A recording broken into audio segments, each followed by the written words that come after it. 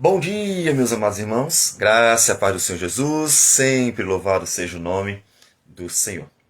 Bem, é fundamental nós termos a convicção da graça do Senhor Jesus pela qual somos salvos. E o apóstolo Paulo, ele está nos ensinando como Deus nos salvou pela graça. Pela graça e somente pela graça. E assim, nós estamos em Romanos. E antes de nós entrarmos no capítulo 7, a partir do versículo 13, nós vamos precisar mostrar o todo para que fique claro o que de fato quer nos dizer. Então, o apóstolo Paulo está nos mostrando como a salvação se dá. Ele falou da fé de Abraão, então a salvação ela é recebida pela fé, assim como Abraão foi justificado por crer, porque ele não tinha nada para dar. Ele simplesmente confiou no Senhor, ele simplesmente creu no Senhor, e uma vez que ele não tinha nada para dar, então suficiente a fé de Abraão. E ele fala da obra de Cristo, que manifesta o amor de Deus, né? Nós vimos em Romanos capítulo 5, versículo 8, e que ele é aquele que substitui o justificador. Aí ele mostra como Jesus é o segundo Adão. Portanto, ele pagou realmente o preço da nossa redenção. Então, a salvação vem pela graça divina, que já foi manifestada pela obra de Cristo, pela justiça de Cristo, na cruz do Calvário, e nós recebemos ao crer. E aí surgiu uma questão, mas e a lei? A lei não foi dada? E os judeus não eram salvos pela lei? E aí Paulo vai responder, não. Na verdade, os judeus nunca foram salvos pela lei. E ele vai mostrar a questão do papel da lei. E então ele começa a mostrar, a partir do capítulo 6, como de fato a lei destaca o pecado, né?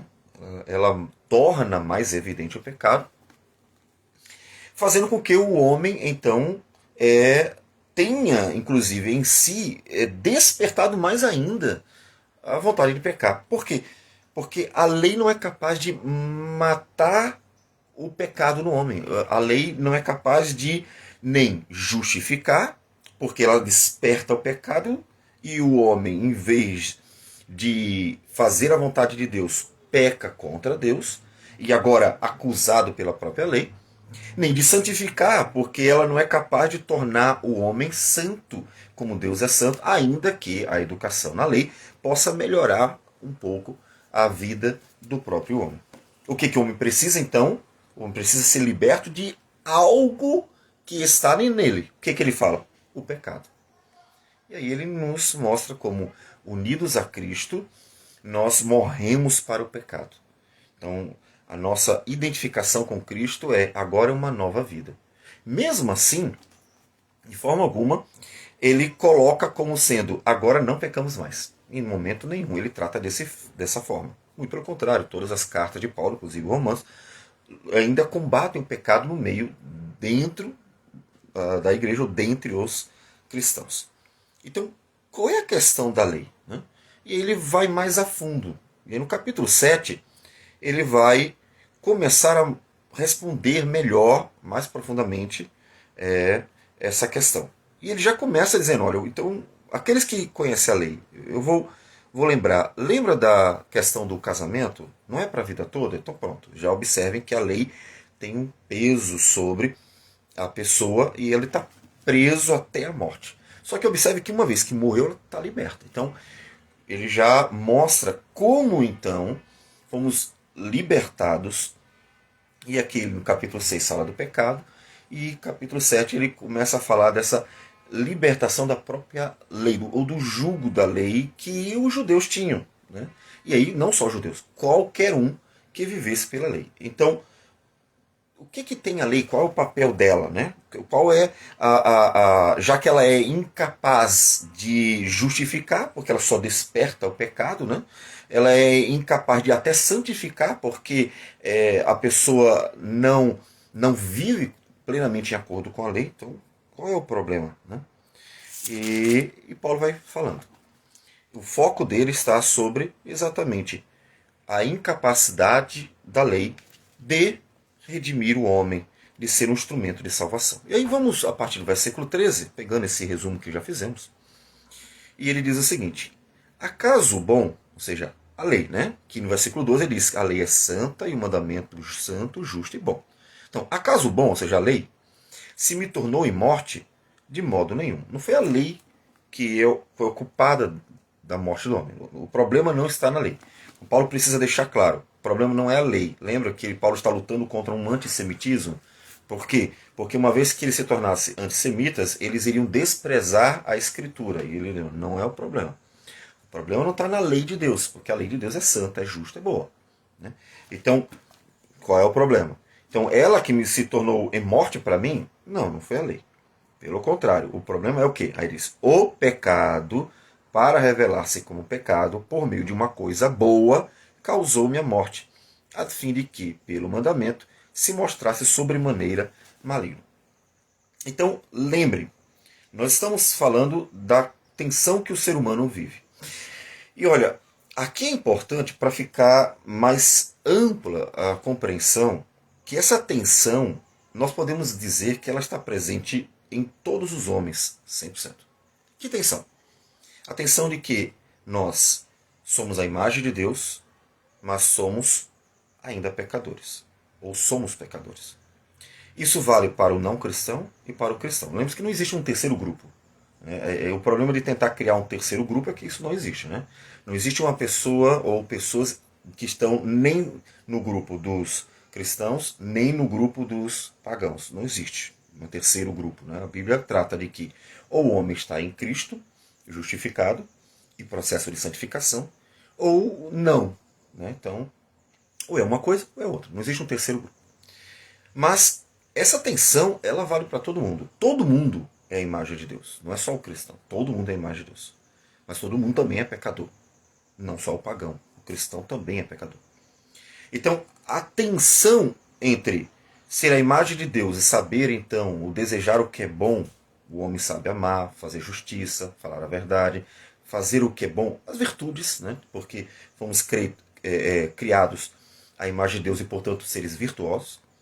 Então, o homem, como imagem de Deus, é capaz de exercer a virtude, mas, ao mesmo tempo, o homem, como pecador, vê o pecado contaminando tudo. Então, ele até sabe o que é bom e até é capaz de fazer certas coisas boas, mesmo com intenções más, mas ele, ao mesmo tempo, está todo corrompido. Então, essa tensão, ela vale para a humanidade inteira, tanto cristãos quanto não cristãos. Isso ajuda a compreender melhor o que Paulo quer mostrar para os romanos, que a lei não é capaz de salvar em hipótese alguma.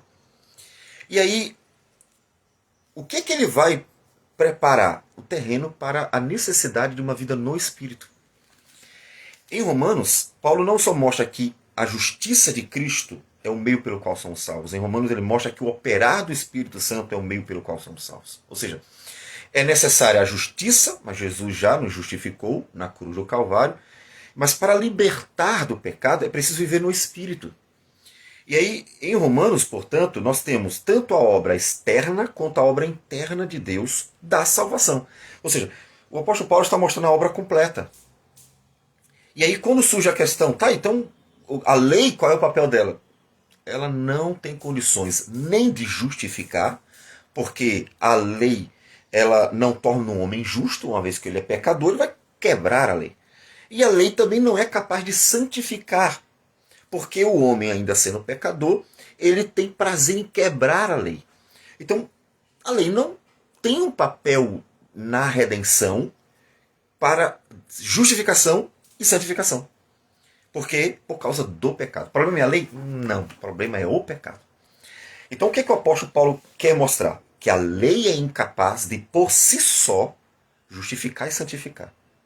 E prepara a gente para... Então, como isso acontece? Ele já falou de Cristo como aquele que pela graça nos justifica. E agora, no capítulo 7, ele começa a preparar para o operar do Espírito. É o Espírito que capacita a praticar a lei. Coisa antiga, inclusive, porque como nós já várias vezes dissemos, em Ezequiel já é dito isso, que pelo Espírito Santo eles praticariam a lei do Senhor, eles teriam prazer na lei do Senhor. E vale então nós repetirmos essa leitura, quando ele diz, porei dentro de vós o meu espírito e farei que andeis nos meus estatutos, guardeis os meus juízos e os observeis. Ou seja, então como viver de forma santa e agradável ao Senhor? Pelo Espírito Santo. Não é pela lei? Não, porque ela por si só, ela é incapaz. Porque o pecado é que é o problema. Não está na lei, mas o pecado dentro do homem está sempre se revelando maligno, por meio, inclusive, do conhecimento da própria lei. Porque bem sabemos que a lei é espiritual. Eu, todavia, sou carnal, vendido à escravidão do pecado. E aqui é importante entender a ideia do carnal para Paulo como o viver pelo pecado. Observe. Cristãos pecam. Quando ele peca, ele está sendo carnal. E o mundo peca. E aí, mais comumente, porque ele nem luta contra o pecado, ainda que, sim, pessoas também façam coisas boas. Ninguém vai negar que um homem é capaz de fazer coisas boas. Por quê? Porque ele é a imagem de Deus. Portanto, a questão é como, então, viver à vontade do Senhor. Já que a lei é espiritual, eu preciso de algo espiritual. Percebe? A lei é espiritual, mas o homem, ele tende ao pecado. Então, sempre que ele viver segundo o Espírito, ele vai fazer a vontade de Deus. Se ele viver segundo sua própria carne, ele não vai fazer a vontade de Deus. Onde é que a gente vê, inclusive, Paulo dizendo isso? Em Gálatas. Observe que interessante a exortação de Paulo em Gálatas. Digo, porém, andai no Espírito e jamais satisfareis a concupiscência da carne, porque a carne milita contra o Espírito e o Espírito contra a carne, porque são opostos entre si, para que não façais o que porventura seja do vosso querer. Mas se sois guiados pelo Espírito, não estáis sob a lei. Ele está falando isso para pagãos? Não, está falando para cristãos. Ele está dizendo que, olha, se vocês viverem pelo Espírito do Senhor, portanto ele não está falando da regeneração, mas da santificação. Se o Espírito do Senhor conduzir a vida de vocês, vocês vão viver segundo a vontade de Deus. Mas se vocês se deixarem ser conduzidos pela carne, vocês vão pecar contra o Senhor. Você vê isso no cristão e no não cristão? A questão de de pecar? Sim. Mas você vai ver no não cristão ser guiado pelo Espírito do Senhor? Não. Mas mesmo assim ainda haverá coisas boas por causa da imagem de Deus nele. Então, aquela tensão que a gente precisa o tempo inteiro compreender. A tensão humana. O homem é feito à imagem de Deus e ao mesmo tempo o homem é pecador. Por isso o homem consegue fazer coisas boas, mas está todo corrompido e, portanto, sempre inclinado ao pecado. Essa tensão está presente o tempo inteiro. E aí, no cristão, ele vai ter algo a mais. Uma vez que ele seja legitimamente cristão, então o Espírito Santo conduz a sua vida. Mas, muitas vezes, Paulo diz assim, vocês não estão agindo como um cristão, vocês não estão sendo guiados pelo Espírito Santo, vocês estão se deixando levar pela carne. Em Coríntios ele diz, não estou falando como a espirituais, estou falando como a carnais. O que Paulo está dizendo lá? Existe um terceiro grupo de cristão? Não, claro que não. O que ele está dizendo? Vocês não estão agindo movidos pelo Espírito do Senhor que conduz à palavra. Vocês estão agindo segundo o coração de vocês, segundo a carne. Ou seja, o cristão, verdade, ou seja, não aparente, ele tem o Espírito que conduz à palavra. Mas ele ainda é pecador. Então, se ele não tiver cuidado, se ele não andar com o Senhor, ele pode pecar. E aí a gente vai encontrar isso em toda a cristandade. Portanto, a questão aqui ela é aplicável a qualquer pessoa. É preciso o Espírito Santo para a pessoa viver a vontade de Deus. Essa é a questão. E aí, quando ele se trata, se você aplicar o texto para uma pessoa não cristã, é Deus dizendo assim, olha, você pode ter toda a lei, você não vai conseguir viver segundo a vontade de Deus sozinho. Porque a lei por si só não vai te santificar. Porque você é pecador, o problema não está em você. Não está na lei, está em você. E ele chama, se vocês precisam se converter, você precisa andar, viver segundo o Espírito, precisa ser conduzido pelo Espírito do Senhor. Caso contrário, você não vai conseguir fazer a vontade de Deus. Como diz, desde Ezequiel, já temos isso aí bem claro. E há um cristão, a aplicação que a gente pode já trazer é, olha, vocês devem ser guiados pelo Espírito. Se vocês vacilarem e passarem a viver segundo a carne, vão pecar também. Porque, como já está sendo dito, a lei por si só não é capaz de santificar vocês. Por quê? Porque vocês ainda são pecadores. Então a questão é essa tensão. A lei é espiritual, mas o homem, ele ainda é pecador. Ele ainda é pecador. Porque nem mesmo compreendo o próprio modo de agir. Pois não faço o que prefiro, e sim o que detesto.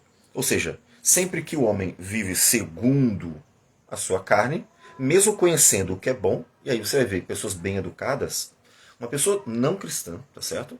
Também não judeu, uma pessoa qualquer, que foi bem educada, e aí aprendeu a discernir sempre entre o certo e o errado, ela vai se deparar com o errado, às vezes vai fazer aquele errado, muitas vezes, e ela vai ter a consciência pesada, que fez o que era errado e sabia que não deveria fazer.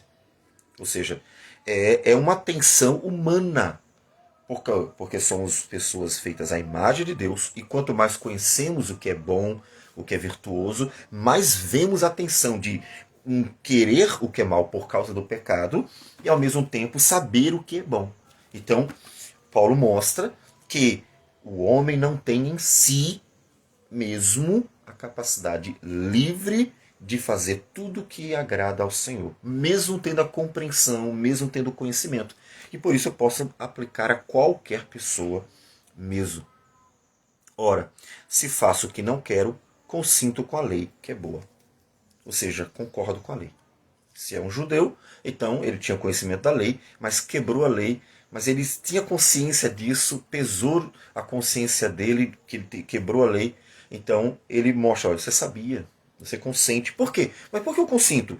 Porque ele diz que nele há um querer até o que é bom. Porque foi um ser de imagem de Deus. O homem sabe o que é bom.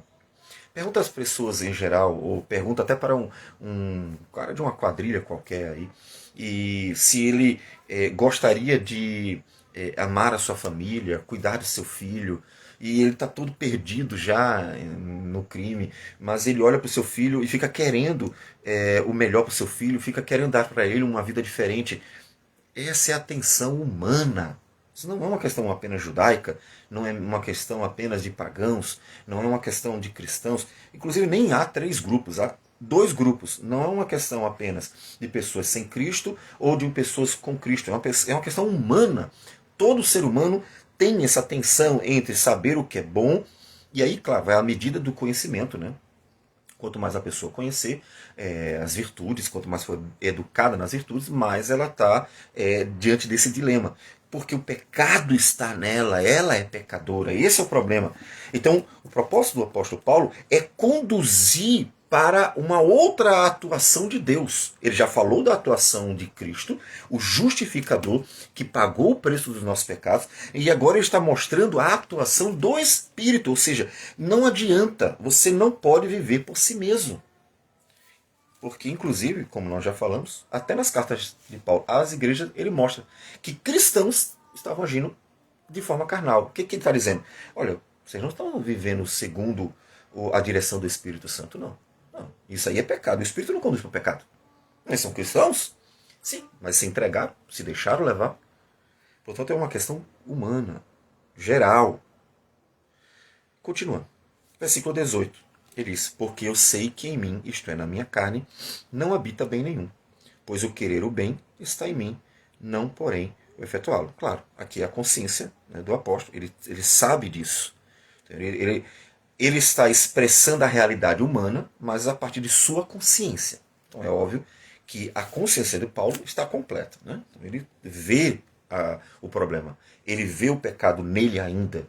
Ele vê que se não viver segundo o Espírito, ele não vai conseguir viver a vontade de Deus. Ele vê essa tensão que está presente na humanidade e que, portanto, conduz o homem a uma necessidade e dependência de viver segundo o Espírito. Se não for assim, ele simplesmente não vai conseguir fazer a vontade do Senhor. A necessidade de uma vida vivida pelo Espírito Santo, que conduz a tudo que é bom. Né? Como diz em Gálatas, que luta contra a carne. Né? E luta contra a carne. Porque não faço o bem que prefiro, mas o mal que não quero, esse faço. Mas se eu faço o que não quero, já não sou eu quem o faz, e sim o pecado que habita em mim. O pecado que habita em mim é uma realidade só dos judeus? Só, ou vamos botar só dos pagãos? Ou é também dos cristãos? O cristão ainda é pecador ou não? Ele deixou de ser pecador. Se ele deixou de ser pecador, então por que quando Jesus voltar é que nós seremos incorruptíveis? Se ele não é mais pecador, então por que todas as igrejas são exortadas? Né? E nós temos a exortação ao apóstolo Pedro. Vamos botar assim, se você em algum momento assim, mas é porque tinha pagãos dentro da igreja. Tudo bem, vamos lá, vamos considerar essa possibilidade, que não é, mas vamos considerar. Quando o apóstolo Paulo exorta o apóstolo Pedro, ele era um pagão? Quando o próprio apóstolo Paulo é exortado por Deus, que deixa um mensageiro de Satanás humilhá-lo para ele não se ensoberbecer, o apóstolo Paulo. Ele é um pagão? Não. Então observe que a realidade da tensão por causa da presença do pecado ainda no homem, independente de ele ser cristão ou não, e a virtudes, a consciência por termos sido feito à imagem de Deus é universal. Não é uma questão de cristãos ou de gentios, é universal. Só que quanto mais você conhecer as virtudes, maior será a crise, né? E, como disse, por que Paulo está mostrando isso? Para nos conduzir ao Espírito Santo, que é o que vai aparecer no capítulo 8.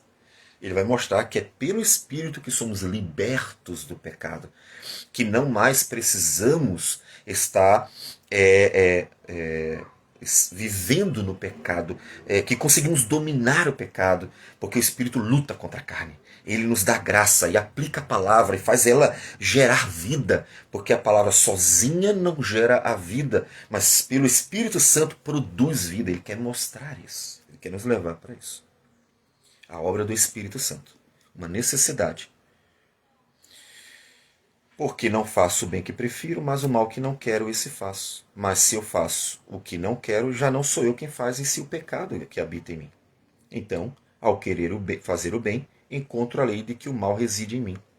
Porque no tocante ao homem interior, tenho prazer na lei de Deus. Mas vejo nos meus membros outra lei, que guerreando contra a lei da minha mente, me faz prisioneiro da lei do pecado que está nos meus membros. Então veja, falando de natureza, a consciência não vai resolver o problema. O conhecimento da lei não vai resolver o problema. Por quê? Porque existe algo que está no homem que é o pecado. E esse pecado faz com que o homem se incline para o que é mal. Se incline para o que é mal. Como eu disse, se o cristão não viver sendo dirigido pelo Espírito Santo, pela palavra, se ele cair, se fizer o que Pedro fez, ficou com medo dos judeus e dissimulou, ele vai pecar. Essa é a questão.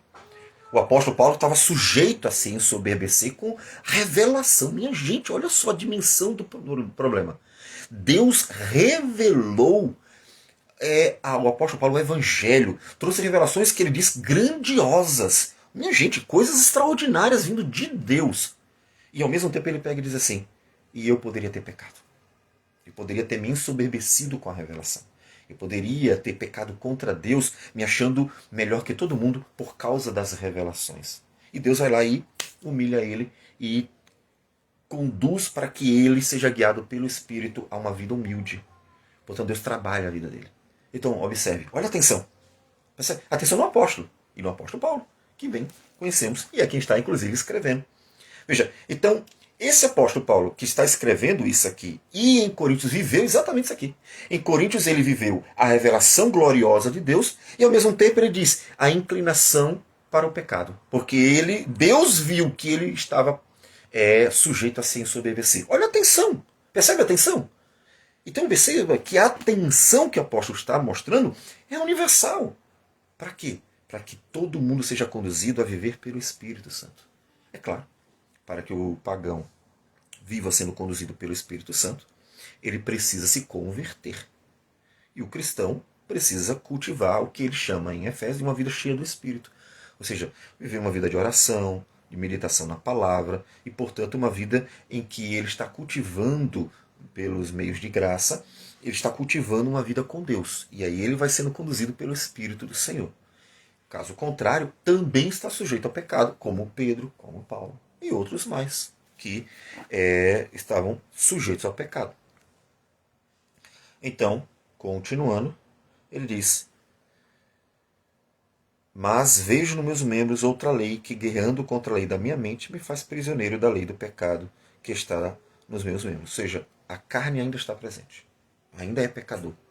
Ainda é pecador. E é pecador pagão, é pecador cristão. Essa é a verdade que está em todo o Novo Testamento. O cristão ainda é um pecador. E só deixará de ser quando Jesus voltar. Ele diz: desventurado homem que sou. Mas que situação miserável. Ainda somos pecadores, corruptíveis. Em 1 Coríntios 15, aí ele diz: quando Jesus vier, então seremos transformados. E vale nós lermos para que fique bem claro o que o apóstolo Paulo diz. Isto afirma, irmãos, que a carne e o sangue não podem herdar o reino de Deus, nem a corrupção herdar a incorrupção. Eis que vos digo um mistério: nem todos dormiremos, mas transformados seremos todos. Ele não está falando para pagãos. Ele não está falando que a carne e o sangue não podem herdar o reino de Deus, dizendo para pagãos: vocês têm que se converter, porque a carne e o sangue não podem herdar o reino de Deus. Ele não está falando isso. Ele está falando para cristãos que na vida eterna será preciso ser incorruptível. No reino eterno de Deus não entrarão pecadores. É claro que o primeiro passo é a conversão. Então isso pressupõe a conversão, mas ele está escrevendo para cristãos. E ele diz: eis que vos digo o mistério, nem todos dormiremos, mas transformados seremos todos. No momento, num abrir e fechar de olhos, ao ressoar da última trombeta, a trombeta soará, os mortos ressuscitarão incorruptíveis, e nós seremos transformados. Porque é necessário que este corpo corruptível, veja, ainda somos pecadores, e está assumindo isso, se revista da incorruptibilidade, e que o corpo mortal se revista da imortalidade. Então observe que em Coríntios ele está dizendo: nós somos pecadores, e se não formos transformados, não entraremos no reino de Deus. É claro que a conversão é o primeiro passo, né? Portanto, ele está assumindo a miséria do estado em que o homem, de forma geral, se encontra. Desventurado homem que sou. Que situação. Pagão entregue completamente ao pecado, porque nem justiça de Cristo tem. E nós vendo na nossa carne ainda o pecado. Que triste. Ainda precisamos ser transformados. Então, ele lamenta a situação da miséria do homem. Quem me livrará do corpo desta morte? Observe, quem me livrará dessa situação que nós vivemos como pecadores mortais, que tem sempre essa tensão do pecado incomodando. Sempre. Quem nos livrará? Portanto, lembra o que? 1 Coríntios 15, seremos transformados. E aí, então, ele nos conduz ao Espírito do Senhor por meio de Cristo. O último versículo é a ponte para ele começar a falar da obra do Espírito Santo, que é quem nos capacita a viver segundo a vontade de Deus, segundo inclusive até a lei de Deus. Ou seja, a vencer o pecado. Se você bota só a lei diante do homem, o homem simplesmente vai quebrá-la, porque ele em si não tem a capacidade. Em si ele pode até querer, mas ele está sempre pecando.